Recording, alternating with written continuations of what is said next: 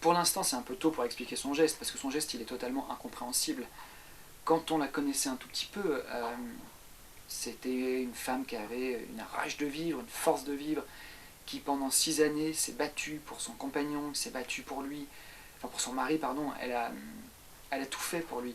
C'est-à-dire que quand il est en prison, même en France, quand il faut organiser des visites, c'est elle qui s'en occupe.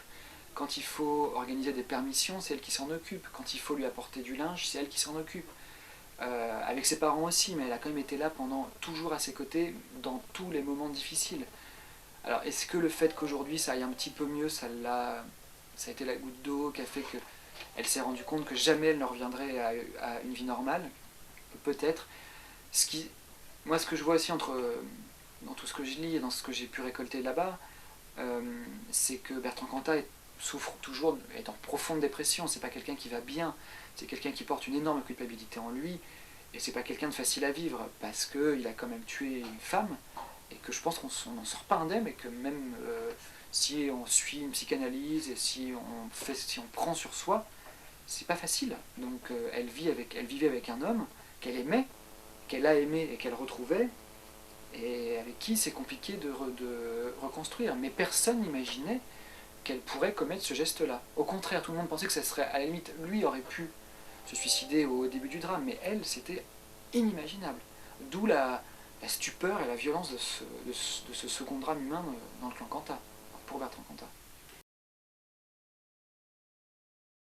En fait, avant le drame, c'est un couple très uni, mais il était très discret sur sa vie privée, il ne parlait jamais d'elle. Elle avait une vie en dehors de lui, et c'est ce qu'il aimait. Elle était très investie dans la musique, sans s'occuper de Noir Désir. Elle était très investie dans le milieu des festivals, sans jamais demander quoi que ce soit à son mari. Euh, Elle parcourait le monde sans lui. Elle assistait à des concerts sans lui. Elle traduisait aussi des pièces de théâtre et des romans hongrois. C'était son truc à elle.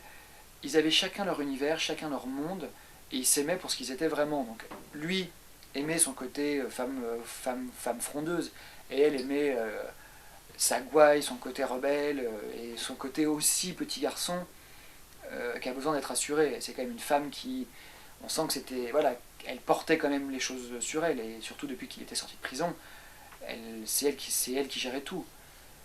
Dans leur intimité, après, on sait peu de choses, juste que c'était un couple qui s'aimait. Non. Et je l'affirme pas, en fait. Je sais pas. J'ai pas l'impression. Ou alors il s'est bien gardé de le dire pour l'instant. Mais moi je suis convaincu d'un truc, c'est que Bertrand Cantat doit s'exprimer. Il peut pas rester comme ça, il faut qu'il lui rende hommage, il faut qu'il dise quelque chose. Il n'y a que Bertrand Cantat qui sait ce qui s'est réellement passé entre eux.